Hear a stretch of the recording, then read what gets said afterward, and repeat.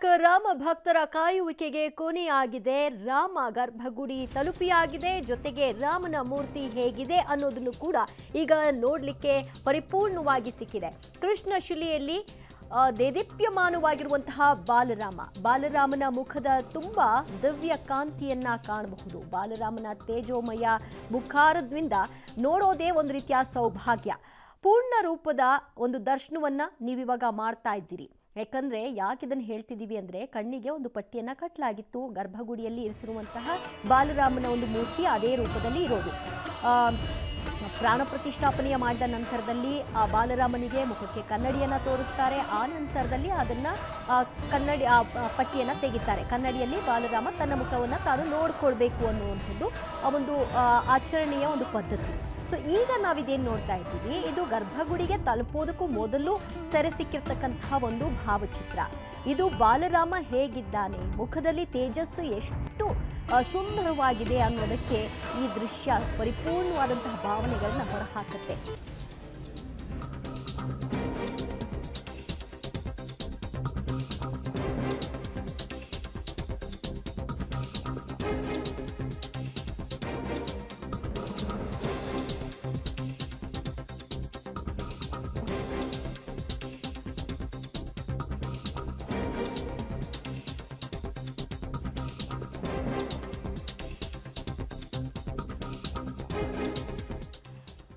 ಬಾಲರಾಮನ ಎಡಗೈನಲ್ಲಿ ಧನಸ್ಸಿದೆ.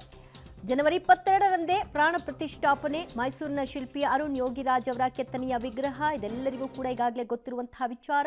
ಧನುರ್ಧಾರಿ ಆಗಿರುವಂತಹ ಶ್ರೀರಾಮನ ಒಂದು ದರ್ಶನ ಭಾಗ್ಯ ಎಲ್ಲರಿಗೂ ಕೂಡ ಈ ಮೂಲಕವಾಗಿ ಲಭ್ಯವಾಗ್ತಾ ಇದೆ.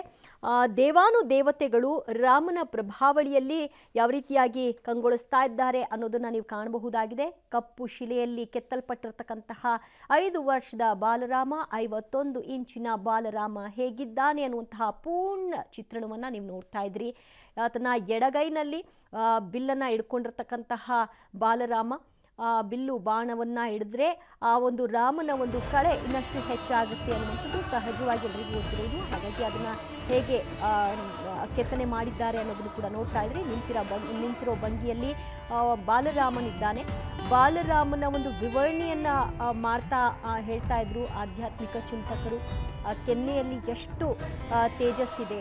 ಸಾಮಾನ್ಯವಾಗಿ ಮಕ್ಕಳನ್ನ ಮೈ ತುಂಬಿಕೊಂಡಿರುವೆ ಅಂತ ಏನು ಹೇಳ್ತೀವಲ್ಲ, ಆ ರೀತಿಯಾಗಿ ನಮಗೆ ಈ ಒಂದು ಫೋಟೋದಲ್ಲಿ ಬಾಲರಾಮವನ್ನ ಈ ವಿಗ್ರಹದಲ್ಲಿ ನಾವು ಕಾಣಬಹುದಾಗಿದೆ ಅಂತ.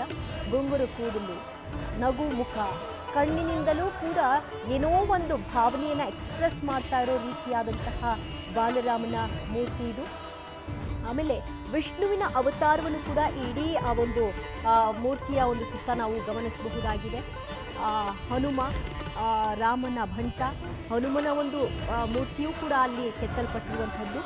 ಅಳಲು ತೂಗಿ ಬಹಳಷ್ಟು ಯೋಚಿಸಿ ಪರಿಪೂರ್ಣವಾದಂತಹ ಬಾಲರಾಮ ಹೇಗಿರಬೇಕು ಅನ್ನುವಂಥದ್ದು, ಅದರಲ್ಲೂ ಅಯೋಧ್ಯೆಯಲ್ಲಿ ಸ್ಥಾಪನೆಗೊಳ್ತಾ ಇರುವಂತಹ 500 ವರ್ಷಗಳ ಕಾಯುವಿಕೆಯನ್ನು ಅಂತ್ಯಗೊಳಿಸಿಕೊಂಡು ಕೊನೆಯದಾಗಿ ತನ್ನ ಜಾಗದಲ್ಲಿ ತಾನು ನೆಲೆ ನಿಲ್ತಾ ಇರುವಂತಹ ಬಾಲರಾಮನ ಮೂರ್ತಿ ಎಷ್ಟು ವಿಶೇಷತೆಗಳನ್ನು ಕೂಡಿರಬೇಕು ಅನ್ನುವಂತಹ ಆ ಒಂದು ಕಲ್ಪನೆಯೊಂದಿಗೆ ಅರುಣ್ ಯೋಗಿರಾಜ್ ಅವರು ಮಾಡಿರೋದನ್ನು ನಾವೆಲ್ಲರೂ ಕೂಡ ಈ ಮೂಲಕವಾಗಿ ಕಾಣಬಹುದಾಗಿದೆ.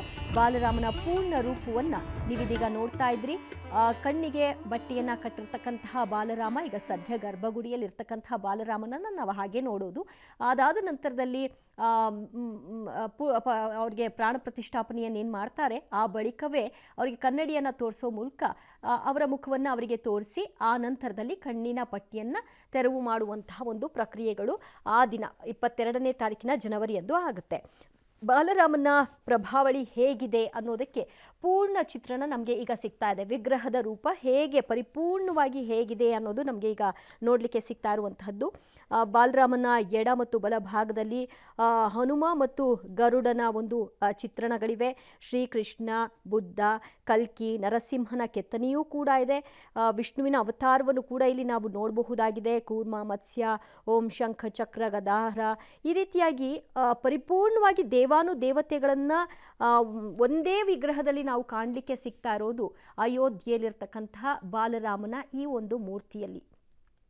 ಧನುರ್ಧಾರಿ ಬಾಲರಾಮ ಹೇಗೆ ಕಂಗೊಳಿಸ್ತಾ ಇದ್ದಾನೆ, ಹೇಗಿರಬಹುದು ಅನ್ನುವಂಥದ್ದು. ಮೊದಲನೇದಾಗಿ ಎಲ್ಲರೂ ಕೂಡ ಇದು ಸಾಧ್ಯನಾ, ಅಲ್ಲಿ ಒಂದು ರಾಮ ಮಂದಿರ ನಿರ್ಮಾಣ ಆಗಲಿಕ್ಕೆ ಸಾಧ್ಯನಾ, ಆ ವಿಶ್ವಾಸ ಇತ್ತಾದರೂ ಕೂಡ ಸಾಧ್ಯನಾ ಅನ್ನುವಂಥ ಒಂದು ಅನುಮಾನ, ಒಂದು ಪ್ರಶ್ನೆ ಎಲ್ಲರಲ್ಲೂ ಕೂಡ ಕಾಡ್ತಾ ಇತ್ತು. ಅದು ಸಾಧ್ಯವಾಯಿತು.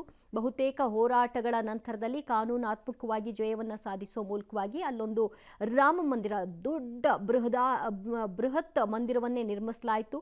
ಅಲ್ಲಿ ಬರ್ತಕ್ಕಂತಹ ಬಾಲರಾಮ ಹೇಗಿರಬೇಕು ಅನ್ನುವಂತಹ ಪರಿಕಲ್ಪನೆಯನ್ನು ಹೊತ್ತು ನಮ್ಮ ಕರ್ನಾಟಕದವರೇ, ಮೈಸೂರಿನವರೇ ಆದ ಅರುಣ್ ಯೋಗಿರಾಜ್ ಶಿಲ್ಪಿ ಅವರು ಕೆತ್ತಲ್ಪಟ್ಟಿರುವಂಥದ್ದು HD ಕೋಟೆಯ ಕಪ್ಪು ಶಿಲೆಯನ್ನು ಆಯ್ಕೆ ಮಾಡಿಕೊಳ್ಳೋ ಮೂಲಕವಾಗಿ ಈ ಒಂದು ಶಿಲೆಯನ್ನು ಕೆತ್ತಲ್ಪಟ್ಟಿರೋದು. ಹಾಗಾಗಿ ನಮ್ಮ ಒಂದು ರಾಜ್ಯದಿಂದ ಹೋಗಿರ್ತಕ್ಕಂತಹ ಕಲ್ಲಿನಲ್ಲಿ ಈ ಶಿಲೆಯನ್ನು ನಿರ್ಮಾಣ ಮಾಡಿದ್ದಾರೆ ಅನ್ನೋದು ಕೂಡ ಒಂದು ಪ್ರಮುಖ ವಿಚಾರ.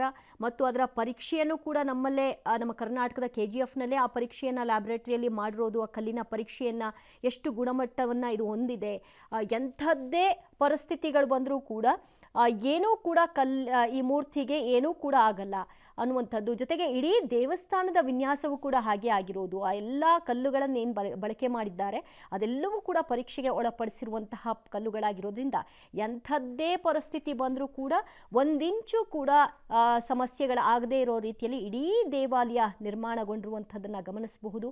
ಮೂರ್ತಿಯ ವಿಷಯಕ್ಕೆ ಬಂದಂತಹ ಸಂದರ್ಭದಲ್ಲಿ 51 ಇಂಚಿನ ನಿಂತಿರುವ ಭಂಗಿಯಲ್ಲಿರುವಂತಹ, ತನ್ನ ಕೈಯಲ್ಲಿ ಬಿಲ್ಲು ಬಾಣವನ್ನು ಹಿಡಿದು ನಿಂತಿರ್ತಕ್ಕಂತಹ ಬಾಲರಾಮ, 5 ವರ್ಷದ ಬಾಲರಾಮ ಹೇಗಿರಬಹುದು ಅನ್ನುವಂತಹ ಪರಿಕಲ್ಪನೆ ಆ ಒಬ್ಬ ಶಿಲ್ಪಿಯ ಮೂಲಕವಾಗಿ ಹೊರಹೊಮ್ಮಿದೆ. ತನ್ನ ಒಂದು ಊರಿನಲ್ಲಿ ತಾನು 500 ವರ್ಷಗಳ ನಂತರದಲ್ಲಿ ಭದ್ರವಾಗಿ ನೆಲೆ ನಿಲ್ಲಲಿಕ್ಕೆ ಬಾಲರಾಮನಿಗೆ ಈಗ ಅವಕಾಶ ಆಗಿದೆ. ಬಾಲರಾಮ ಆ ಒಂದು ಸ್ಥಳದಲ್ಲಿ ಹುಟ್ಟಿದ್ದರಿಂದಾಗಿ, ಅಯೋಧ್ಯೆಯಲ್ಲಿ ತನ್ನ ಜನನವಾದ ಕಾರಣದಿಂದಾಗಿ ಆ ಬಾಲರೂಪವನ್ನು ಪಡೆದುಕೊಂಡ್ರೆ ಅದು ಉತ್ತಮ ಅನ್ನುವಂತಹ ಒಂದು ಕಾರಣದಿಂದಾಗಿ 5 ವರ್ಷದ ಒಂದು ಬಾಲರಾಮನ ಮೂರ್ತಿಯನ್ನು ಇಲ್ಲಿ ಮಾಡಿಸಲಾಗಿರುವಂಥದ್ದು. ಮತ್ತಷ್ಟು ಮಾಹಿತಿಯನ್ನು ಕೊಡ್ತಾರೆ ಅರವಿಂದ್ ಸೇತುರಾವ್. ಅರವಿಂದ, ನೀವಾಗಲೇ ಹೇಳ್ತಾ ಇದ್ರಿ ಮೂರ್ತಿಯ ವಿಷಯವಾಗಿ, ಈಗೇನು ಗರ್ಭಗುಡಿಯಲ್ಲಿದೆ ಆ ಮೂರ್ತಿಗೆ ಕಣ್ಣಿಗೆ ಪಟ್ಟಿಯನ್ನು ಕಟ್ಟಿದ್ದಾರೆ, ಅದನ್ನು ಪ್ರಾಣ ಪ್ರತಿಷ್ಠಾಪನೆಯ ಸಂದರ್ಭದಲ್ಲಿ ತೆರವುಗೊಳಿಸ್ತಾರೆ ಅಂತ. ಈಗ ನಮಗೆ ಸಿಕ್ಕಿರುವಂತಹ ಈ ಬಾಲರಾಮನ ಮೂರ್ತಿ ಏನಿದೆ ಅದರ ಬಗ್ಗೆ ಹೇಳೋದಾದ್ರೆ ಅರವಿಂದ.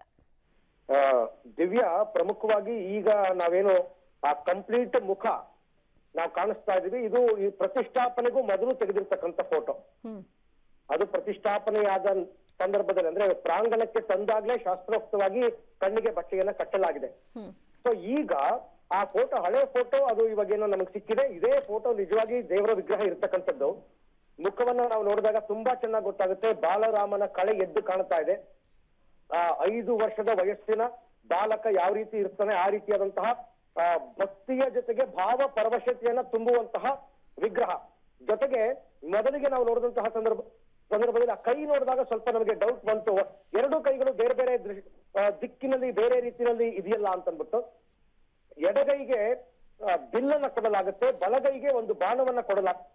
ಅದಿನ್ನೂ ಕೂಡ ಇಟ್ಟಿಲ್ಲ ಆ ಜಾಗದಲ್ಲಿ. ಅದನ್ನ ಬಿಟ್ರೆ ಸನಾತನ ಪದ್ಧತಿಯಂತೆ ಕೆತ್ತನೆ ಯಾವ ರೀತಿ ಆಗಬೇಕು ಆ ಕೆತ್ತನೆಯನ್ನು ಅದ್ಭುತವಾಗಿ ಮಾಡಿದ್ದಾರೆ.